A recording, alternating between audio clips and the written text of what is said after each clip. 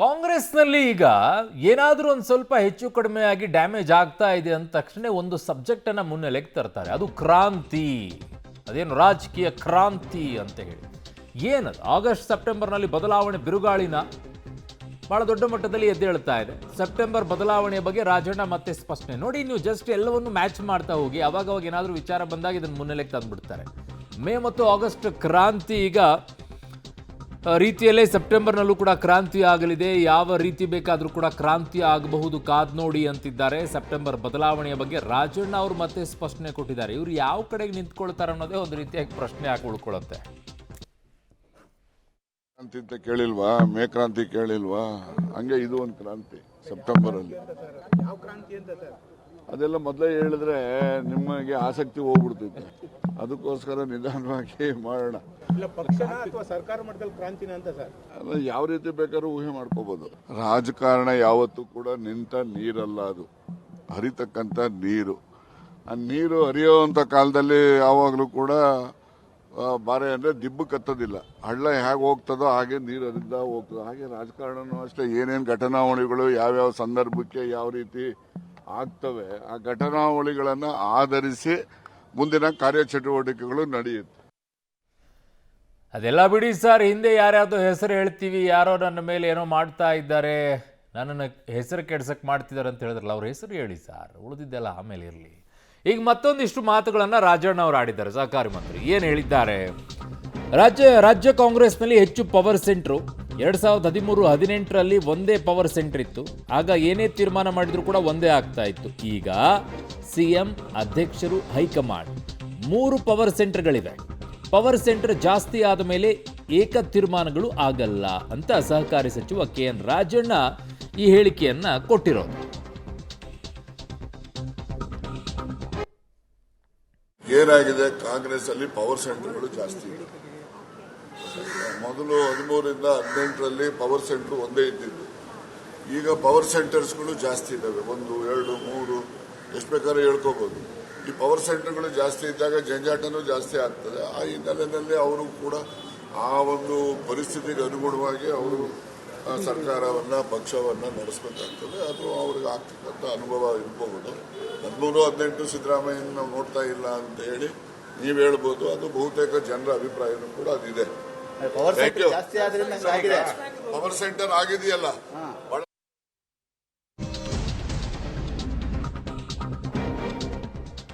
KPC ಅಧ್ಯಕ್ಷ ಸ್ಥಾನ ಕೊಟ್ರೆ ನಿಭಾಯಿಸ್ತೀನಿ, ಕೆಪಿಸಿ ಅಧ್ಯಕ್ಷ ಸ್ಥಾನ ಕೊಟ್ರೆ ಕೆಲಸ ಮಾಡ್ತೀನಿ, ಸಚಿವ ಸ್ಥಾನ ಬಿಡ್ತೀನಿ ಅಂತ ಸಹಕಾರಿ ಸಚಿವ ರಾಜಣ್ಣ ಅವರು ಹೇಳಿದ್ದಾರೆ. ನಾನು ಕೆಪಿಸಿ ಅಧ್ಯಕ್ಷ ಆಕಾಂಕ್ಷಿ ಅಂತ ಹೇಳಿದ್ದು ಸತ್ಯ. ಈಗಲೂ ಕೊಟ್ಟರೆ ಸಚಿವ ಸ್ಥಾನ ಬಿಡ್ತೀನಿ ಅಂತ ರಾಜಣ್ಣ ಅವರು ಹೇಳಿದ್ದಾರೆ. ಅದಕ್ಕಿಂತಲೂ ಮುಂಚೆ ಹನಿ ಟ್ರ್ಯಾಪಿಗೆ ಯಾರು ಪ್ರಯತ್ನ ಮಾಡಿದ್ರು, ಅದನ್ನೇನೋ ಹೇಳ್ತೀನಿ ಅಂತ ಹೇಳ್ತಿದ್ರಿ ಸರ್, ಎಲ್ಲ ಬಿಚ್ಚಿಟ್ಬಿಡ್ತೀನಿ ಅಂತೆಲ್ಲ ಹೇಳ್ತಿದ್ರಲ್ಲ ಸರ್, ಅದನ್ನು ಬಿಚ್ಚಿಡಿ ಸರ್ ಫಸ್ಟು. ಕೆಪಿಸಿಸಿ ಅಧ್ಯಕ್ಷದ ಆಕಾಂಕ್ಷಿ ಅಂತ ಹೇಳಿದ್ದು ಸತ್ಯ. ಇವತ್ತು ಕೊಟ್ರೆ ಕೆಲಸ ಮಾಡ್ತೇನೆ, ಮಂತ್ರಿಗಿರಿ ಬಿಡ್ತೇನೆ. ಈ ಸಂದರ್ಭದಲ್ಲಿ ಕೆಪಿಸಿಸಿ ಅಧ್ಯಕ್ಷ ಬದಲಾವಣೆ ಆಗಬೇಕು. ನಾನು ಯಾವ ಅಧಿಕಾರ ಯಾವತ್ತೂ ಕೇಳಿದವರಲ್ಲ. ಅಧಿಕಾರ ಯಾವುದೇ ನನಗೆ ಬಂದರೂ ಕೂಡ ಆ ಜವಾಬ್ದಾರಿಯನ್ನು ಸಮರ್ಪಕವಾಗಿ ನಿರ್ವಹಿಸ್ತಕ್ಕಂಥ ಒಂದು ಶಕ್ತಿ ನನಗೆ ನಮ್ಮ ಕ್ಷೇತ್ರ ಜನ ಕೊಟ್ಟಿದೆ. ನಾನು ಕೆಪಿಸಿಸಿ ಅಧ್ಯಕ್ಷದ ಆಕಾಂಕ್ಷಿ ಅಂತ ಹೇಳಿದ್ದು ಸತ್ಯ. ಇವತ್ತು ಕೊಟ್ರೆ ಕೆಲಸ ಮಾಡ್ತೇನೆ, ಮಂತ್ರಿಗಿರಿ ಬಿಡ್ತೇನೆ. ಈ ಸಂದರ್ಭದಲ್ಲಿ ಕೆಪಿಸಿಸಿ ಅಧ್ಯಕ್ಷ ಬದಲಾವಣೆ ಆಗಬೇಕು. ನಾನು ಯಾವ ಅಧಿಕಾರ ಯಾವತ್ತೂ ಕೇಳಿದವರಲ್ಲ. ಅಧಿಕಾರ ಯಾವುದೇ ನನಗೆ ಬಂದರೂ ಕೂಡ ಆ ಜವಾಬ್ದಾರಿಯನ್ನು ಸಮರ್ಪಕವಾಗಿ ನಿರ್ವಹಿಸ್ತಕ್ಕಂಥ ಒಂದು ಶಕ್ತಿ ನನಗೆ ನಮ್ಮ ಕ್ಷೇತ್ರ ಜನ ಕೊಟ್ಟಿದೆ. ನಾನು ಕೆಪಿಸಿ ಸೆಪ್ಟೆಂಬರ್ ಕ್ರಾಂತಿಯ ಬಗ್ಗೆ ಈಗ ಅದೇ ಜಿಲ್ಲೆಯವರಾದಂತಹ ಗೃಹ ಮಂತ್ರಿ ಆಗಿರುವಂತಹ ಡಾಕ್ಟರ್ ಜಿ ಪರಮೇಶ್ವರ್ ಅವರು ಕೂಡ ಪ್ರತಿಕ್ರಿಯೆಯನ್ನು ಕೊಟ್ಟಿದ್ದಾರೆ. ಅದು ಯಾವ ಅರ್ಥದಲ್ಲಿ ಹೇಳಿದಾರೋ ನನಗೆ ಗೊತ್ತಿಲ್ಲ, ಅದು ಯಾವ ಮಾಹಿತಿಯನ್ನು ಇಟ್ಕೊಂಡು ಅವರು ಹೇಳಿದ್ದಾರೋ ನನಗೆ ಗೊತ್ತಿಲ್ಲ. ರಾಜಣ್ಣಗೆ ಕೆಪಿಸಿ ಅಧ್ಯಕ್ಷರಾಗುವಂಥ ಸಾಮರ್ಥ್ಯ ಇರಬಹುದು, ಕೆಪಿಸಿ ಅಧ್ಯಕ್ಷ ಸ್ಥಾನದ ಬಗ್ಗೆ ಹೈಕಮಾಂಡ್ ತೀರ್ಮಾನ ಮಾಡುತ್ತೆ ಅಂತ ಬೆಂಗಳೂರಿನಲ್ಲಿ ಗೃಹ ಸಚಿವ ಡಾಕ್ಟರ್ ಜಿ ಪರಮೇಶ್ವರ್ ಈ ಹೇಳಿಕೆಯನ್ನು ಕೊಟ್ಟಿರೋದು. ಸೆಪ್ಟೆಂಬರ್ ನಂತರ ಬದಲಾವಣೆಯ ಬಗ್ಗೆ ನನಗೆ ಗೊತ್ತಿಲ್ಲ, ಅವು ಯಾವ ಮಾಹಿತಿ ಇಟ್ಕೊಂಡಿದ್ದಾರೆ ಹೇಳಿದ್ದಾರೆ ನನಗೆ ಗೊತ್ತಿಲ್ಲ ಅಂತ ಪರಮೇಶ್ವರ್ ಅವರು ಮಾತನಾಡಿರೋದು. ಭಾರಿ ಬದಲಾವಣೆ ಅದು ಗೊತ್ತಿಲ್ಲ ನನಗೆ. ಸರ್ RCB ಕಾಲ್ತುಳಿತ ಪ್ರಕರಣ ಅದಕ್ಕೆ ಯಾವ ಮಾಹಿತಿ ಆಧಾರದ ಮೇಲೆ ಅವ್ರು ಹೇಳಿದಾರೋ ಗೊತ್ತಿಲ್ಲ ನನಗೆ. ಆದರೆ ಅವ್ರಿಗೆ ಪ್ರದೇಶ ಕಾಂಗ್ರೆಸ್ ಸಮಿತಿ ಅಧ್ಯಕ್ಷರಾಗೋದಕ್ಕೆ ಸಾಮರ್ಥ್ಯ ಇದೆ ಅಂತ ಅವ್ರು ಹೇಳಿದ ಮೇಲೆ ಹೈಕಮಾಂಡ್ನವರು ಗಮನಿಸ್ತಾರೆ. ಬದಲಾವಣೆ ಆಗುತ್ತೆ ಅದು ಗೊತ್ತಿಲ್ಲ ನನಗೆ. ಸರ್ RCB ಕಾಲ್ತುಳಿತ ಪ್ರಕರಣ ಅದಕ್ಕೆ ಯಾವ ಮಾಹಿತಿ ಆಧಾರದ ಮೇಲೆ ಅವ್ರು ಹೇಳಿದಾರೋ ಗೊತ್ತಿಲ್ಲ ನನಗೆ.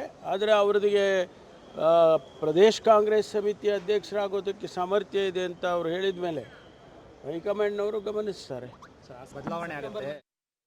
ಯಾವ ಮಾಹಿತಿಯನ್ನು ಇಟ್ಕೊಂಡು ಹೇಳಿದಾರೋ, ಯಾವ ಮಾಹಿತಿಯನ್ನು ಇಟ್ಕೊಳ್ಬೇಕಾಗಿದೆ ಮಾನ್ಯ ಗೃಹ ಮಂತ್ರಿಗಳೇ? ಯಾವ ಮಾಹಿತಿ ಇಟ್ಕೊಳ್ಬೇಕಾಗಿದೆ? ಕಾಂಗ್ರೆಸ್ ಪಕ್ಷದಲ್ಲಿ ಯಾವ ಮಾಹಿತಿ ಇರುತ್ತೋ ಅದೇ ಮಾಹಿತಿ ರಾಜಣ್ಣ ಅವ್ರಿಗಿರುತ್ತೆ. ಕ್ಯಾಬಿನೆಟ್ನಲ್ಲಿ ಯಾವ ಮಾಹಿತಿ ಇರುತ್ತೆ ಅದೇ ಮಾಹಿತಿ ಅವ್ರಿಗಿರುತ್ತೆ. ಹೈಕಮಾಂಡ್ ಬಳಿ ಯಾವ ಮಾಹಿತಿ ಇರುತ್ತೆ ಅದೇ ಮಾಹಿತಿ ಅವ್ರ ಬಳಿ ಇರುತ್ತೆ. ಒಂದು ಮಾಹಿತಿಯನ್ನು ಮಾತ್ರ ಅವ್ರು ಆಚೆ ಹೇಳಲಿಲ್ಲ. ಅದೇನು ಅಂತಂದರೆ ಹಿಂದೆ ಹನಿ ಟ್ರ್ಯಾಪ್ ವಿಚಾರದಲ್ಲಿ ಆದಂಥ ಬೆಳವಣಿಗೆ ಬಗ್ಗೆ. ಅದನ್ನು ಅಲ್ಲೇ ತಳ್ಳಿ ಹಾಕಿಬಿಟ್ರು, ಮುಗಿದೋಯ್ತು. ಈಗ ಮತ್ತೆ ಮುನ್ನೆಲೆಗೆ ಬಂದಿದ್ದಾರೆ ಅವರು KPC ಅಧ್ಯಕ್ಷ ಸ್ಥಾನದ ವಿಚಾರದಲ್ಲಿ. ಹೊಸ ಹೊಸ ವಿಚಾರ ಇಟ್ಕೊಂಡು ಬರ್ತಾರೆ. ಅಂದರೆ ಸಬ್ಜೆಕ್ಟ್ ಡೈವರ್ಟು. ಆ ಕಡೆಗೆ ಪಾಟೀಲ್ ಅವರು, ರಾಜಕಾಗಿ ಅವರೆಲ್ಲ ಮಾತನಾಡಿದ ವಿಚಾರಗಳನ್ನು ಡೈವರ್ಟ್ ಮಾಡೋಕ್ಕೋಸ್ಕರ ಇದನ್ನು ಮುನ್ನೆಲೆಗೆ ತರೋದು. ಒಳ್ಳೆ ಗೇಮ್ ಪ್ಲ್ಯಾನ್ ಚೆನ್ನಾಗಿದೆ. ಅದಕ್ಕೆ ತಕ್ಕಂಗೆ ನಾವು ಆಡ್ತೀವಿ ಒಂದೊಂದು ಸಲ.